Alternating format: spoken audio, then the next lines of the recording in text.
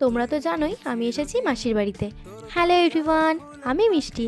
এই যে এখানে ছোট ছোট বেগুন দেখছো, এগুলো কিন্তু মাটির। কি সুন্দর না? যেহেতু বাড়ি থেকে বেরিয়েছি অনেক সকালে, তাই তাড়াতাড়ি করে খেয়েও নিলাম। এরপর আমি অল্প রেস্ট নিতে গিয়ে কখন যে ঘুমিয়ে পড়েছি তা জানি না। তারপর জলদি উঠে রেডি হচ্ছিলাম মেলায় যাব বলে। মেলায় যেতে কার না ভালো লাগে।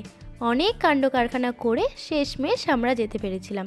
প্রথমে আমরা শ্রীরামপুরের রাধাবল্লভ মন্দিরে দর্শন করতে গেছিলাম, তারপর গেছিলাম মেলায়।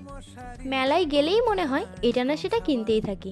আমার মতো কার কার এমন মনে হয় জানিও তো। আমার মতন সব মেয়েরাই যে এই চুড়ির প্রতি পাগল সেটাও কিন্তু আমি জানি। এখানের ফুলগুলির দাম শুরু 25 টাকা থেকে। তারপর গেছিলাম এই হ্যান্ডমেড জুয়েলারির দোকানটাতে। এখানে গলার নেকপিসগুলোর দাম ছিল 20 টাকা করে। এরপর নিজেও কিছু চুটুট পুটুর জিনিস কিনে বাড়ি চলে আসলাম।